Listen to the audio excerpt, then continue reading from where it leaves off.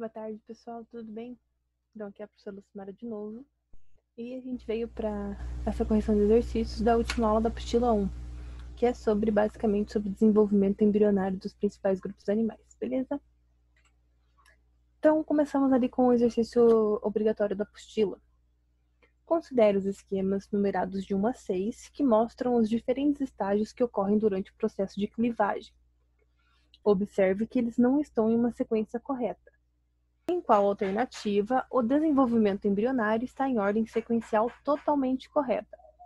Então, aqui a gente tem que lembrar que todo desenvolvimento embrionário começa de uma sequência. Aquele crescimento exponencial que vocês estudaram em matemática, sabe? 1 gera 2, 2 gera 4, 4 gera 8. E nessas etapas de clivagem, isso vai auxiliar bastante para a gente conseguir analisar pelo menos a sequência básica das figuras aqui. Beleza? Então, aqui está a figurinha, aqui está nossas alternativas, vamos observar primeiro as figuras.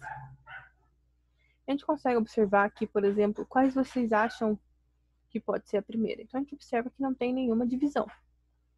Começa aqui, ó, o número 3 é a nossa célula ovo ou zigoto. Então, a gente só tem aqui uma única célulazinha bem bonitinha.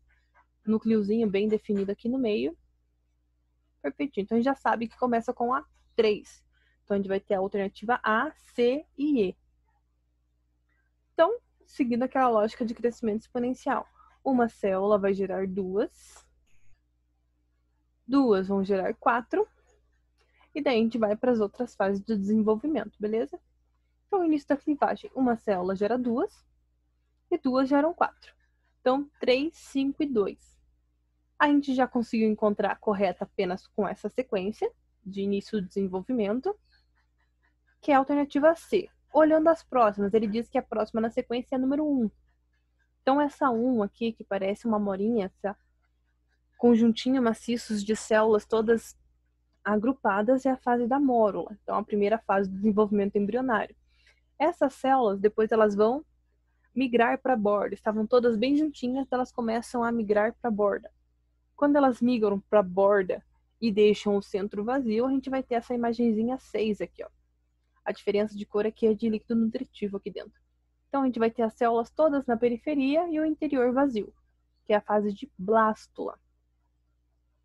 A fase 4, que é a última da figura aqui, ela mostra o envaginamento dessa bola. Então, pensa que a gente tinha todas as células migraram para a borda, deixaram o interior oco, e esse interior dobra, gerando, então, a gástrula, onde a gente vai ter o início do surgimento de uma cavidade digestiva.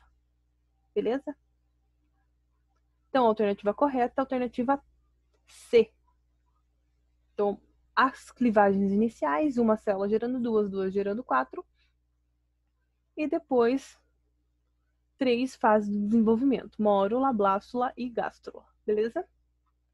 Próxima pergunta.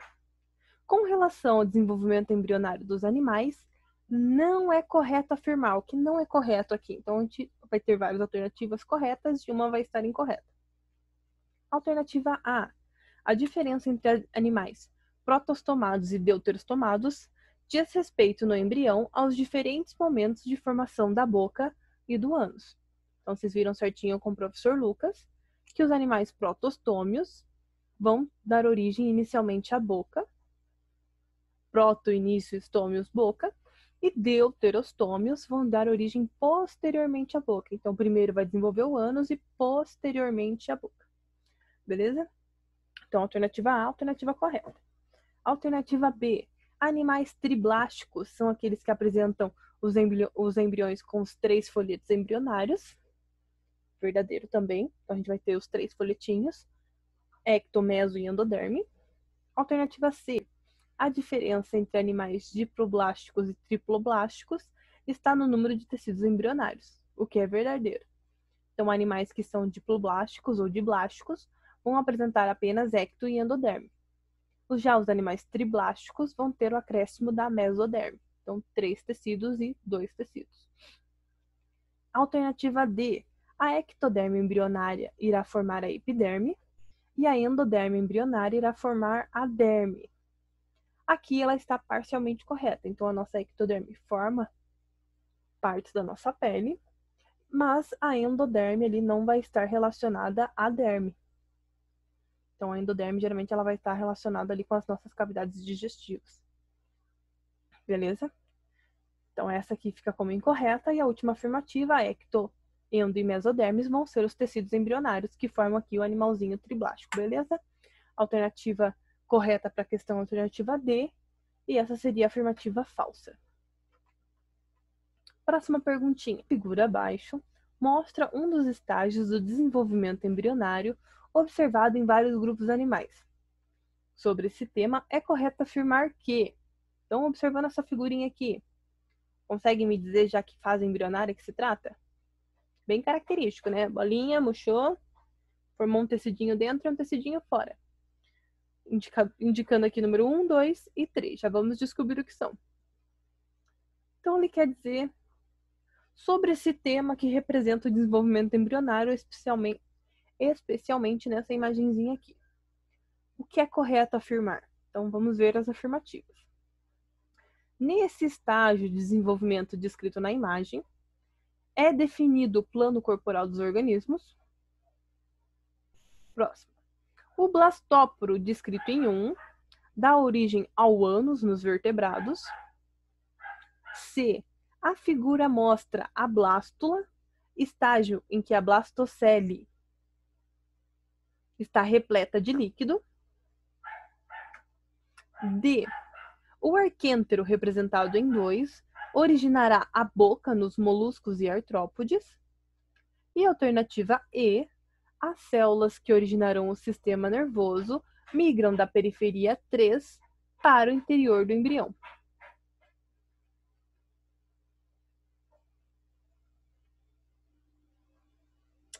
Então, vamos lá.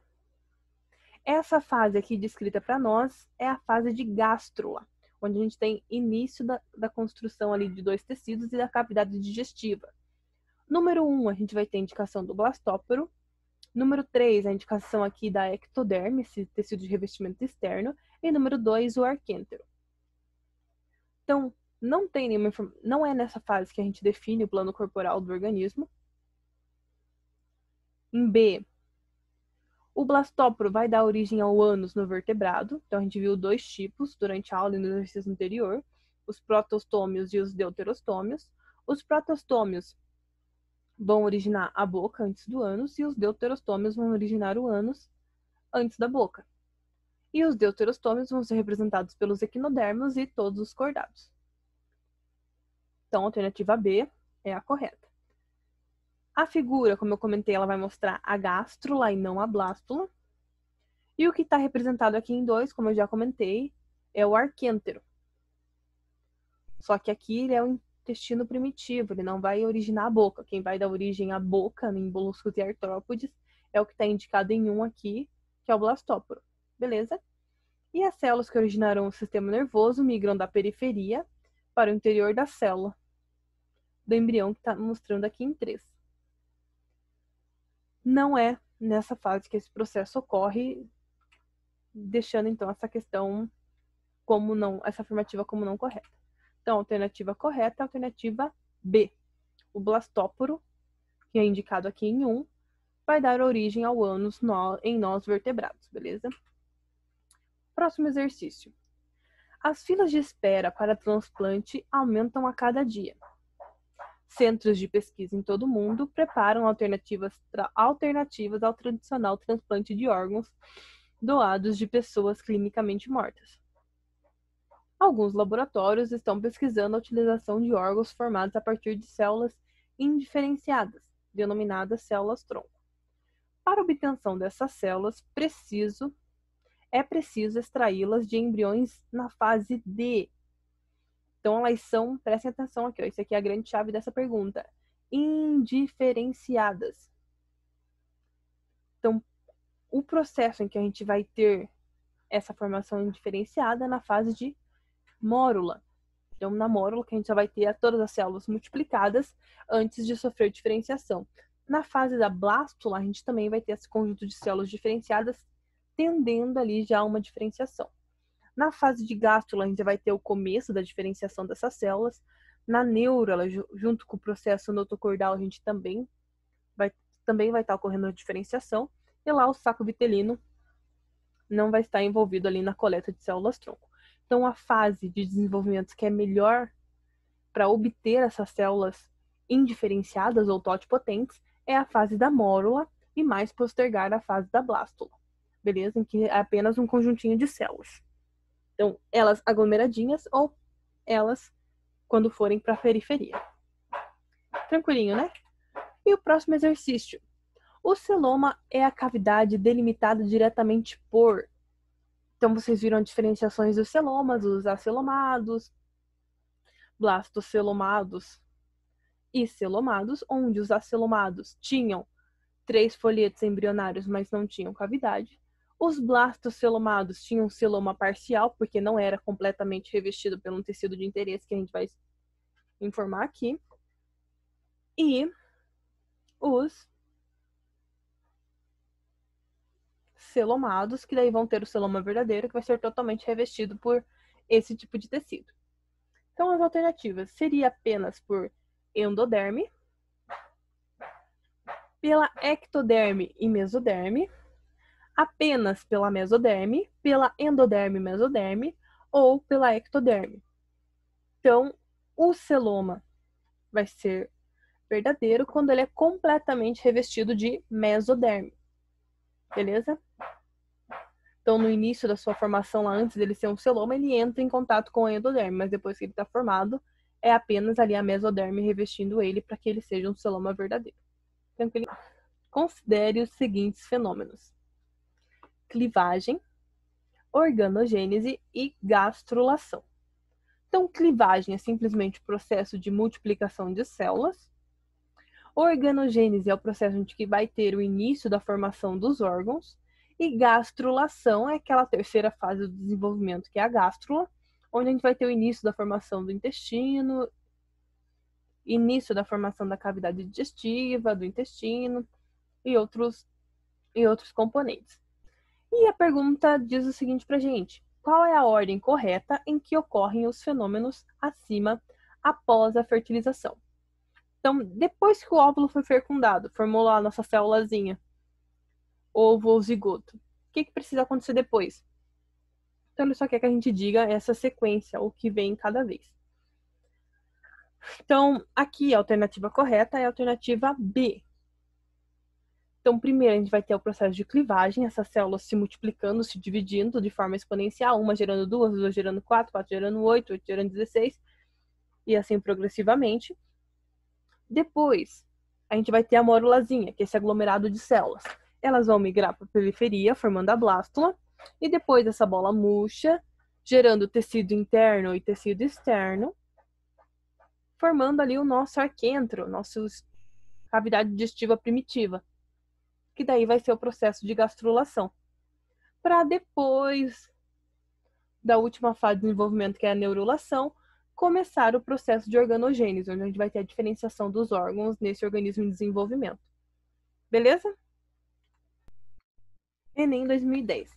A utilização de células-tronco do próprio indivíduo autotransplantado tem apresentado sucesso como terapia medicinal para a regeneração de tecidos e órgãos cujas células perdidas não têm capacidade de reprodução, principalmente em substituição aos transplantes, que causam muitos problemas devido à rejeição do seu receptor. O autotransplante pode causar menos problemas de rejeição quando comparado aos transplantes tradicionais, realizados entre diferentes indivíduos. Por quê? Então ele quer saber por que uma pessoa que realiza autotransplante tem menos chances de rejeição do que quando ela pega um órgão transplantado de outra pessoa. É isso que a pergunta quer saber. Vamos para as afirmativas. Afirmativa A. Células-tronco se mantêm indiferenciadas após sua introdução no organismo do receptor. B. Células provenientes de transplante entre diferentes indivíduos envelhecem e morrem rapidamente. C. Células-tronco, por serem doadas pelo próprio indivíduo receptor, apresentam material genético semelhante. D. Células transplantadas entre diferentes indivíduos se diferenciam em tecidos tumoral no receptor. E E. Células provenientes de transplantes convencionais não se reproduzem dentro do corpo do receptor. Então, vamos lá, começando pelas absurdas.